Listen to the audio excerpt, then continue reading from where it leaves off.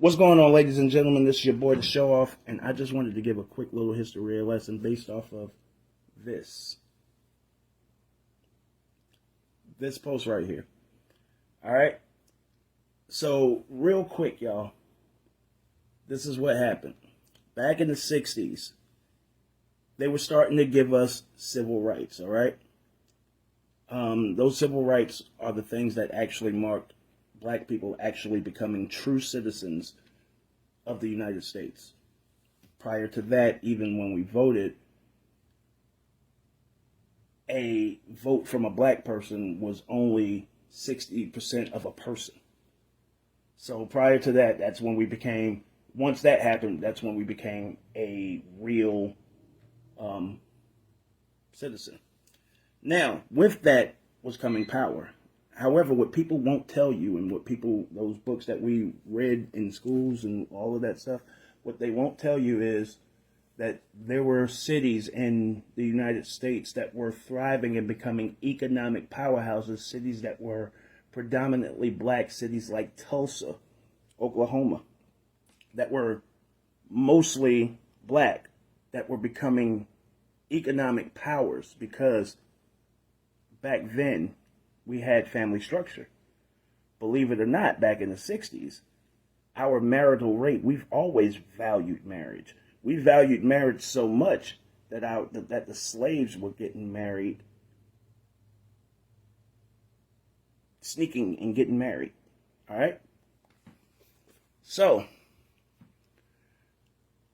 the marital rate in the 60s by black people was well over 80%, y'all. Well over 80%. You know what that means? If you saw 5 people walking down the street, 4 of them were married. Which is phenomenal. All right? So, now you can see, if you're paying attention, you can see a correlation to why I feel it necessary for us to come together so we can actually strengthen ourselves. All right? Because that's when we were at our best place. We had, when you look at what happened with Tulsa, they burned the city to the ground because it was thriving, y'all. They burned the city to the ground. All right? Because it was a black city that was thriving and becoming a powerhouse in the culture. Chicago, same thing. It was thriving economically. So they burned it down. All right? They tore Detroit up. Detroit was the same thing, y'all. So,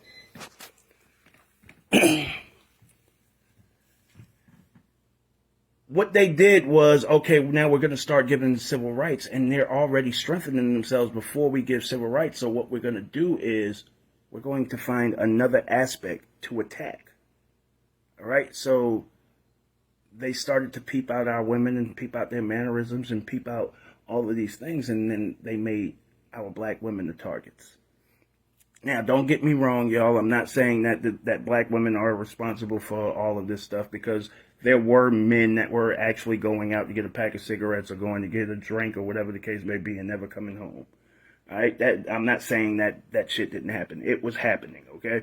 Now, with that being said, though, they started to offer our black women these things that are contingent on the fact that they weren't allowed to have a man living with them. They started to offer them things like free things like housing, free things like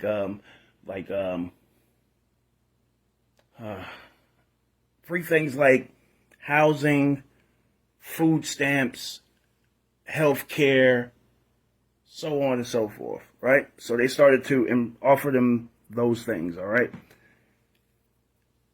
Our black women had a need and a want to be able to do things on their own and not live by the rules of the household, much like today.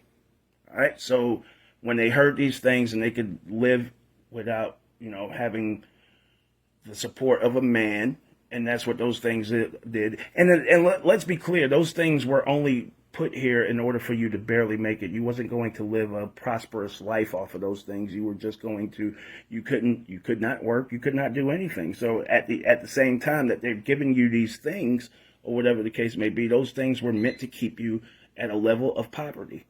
All right, now with all of that being said, y'all, Now, how do you kill a snake? You take away the head. You kill it. You cut off the head. So if you cut off the head, now there's no body, there's no neck, whatever the case may be.